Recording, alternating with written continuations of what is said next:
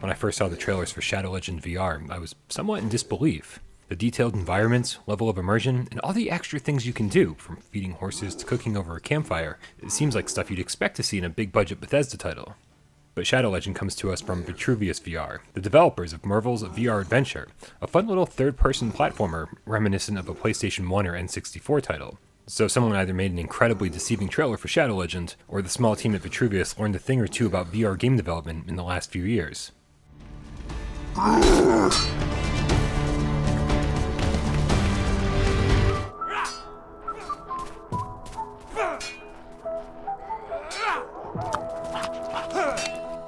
As it turns out, the trailer was legit, and Vitruvius learned more than just a thing or two. The game world here is one of the most detailed I've encountered in VR yet, with every area sporting high-resolution textures and particle effects like snow, dust, and embers. But as good as Shadow Legend looks, the graphics probably aren't what you'll take away from your experience. Instead, it's the level of interactivity, and it's not just the cooking or the horse feeding from the trailers. A majority of what I was doing was exploring the environments in the most interactive way possible, by climbing ladders, shimmying across ledges, and even scaling walls with ice axes in order to find every bit of hidden treasure scattered around each area. Thankfully, the climbing mechanics work perfectly, letting me focus on scouring every inch of every stage in order to collect enough jewels and gold to trade for a variety of awesome weapons. Combat in Shadow Legend allows for a certain amount of variety, depending on what weapons you favor. Long-range bows and arrows are available, along with magical staffs, but if you want some one-on-one sword fighting, that's here too. It's not quite up to a golem level of precision, but it's not bad. Dodging, parrying, attacking, and dismembering the occasional enemy is a nice diversion from the rest of the game.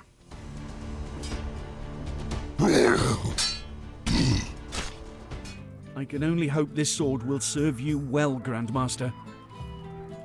The story here is pretty minimal. You're a knight in medieval times attempting to save the world from evil, and overall it's effectively told. You'll almost never find yourself stuck in a long-winded cutscene, smashing buttons waiting to regain control of your character, which means that almost every minute of my 4-hour playthrough was pure gameplay.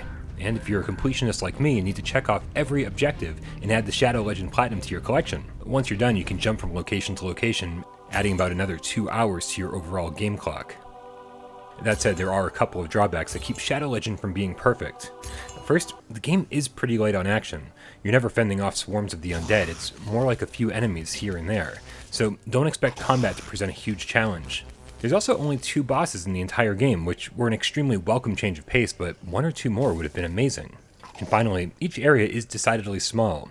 It's not something I would have noticed if opening a door allowed you to walk right into the next area, but instead they're connected by lengthy loading screens, often upwards of 20 to 30 seconds long. It's not awful, but for a game that's so intent on delivering an immersive experience, ripping the player out of the game between areas not only ruins the immersion, but also makes each section of the game world feel like a different level, rather than an area that simply exists on the other side of a door.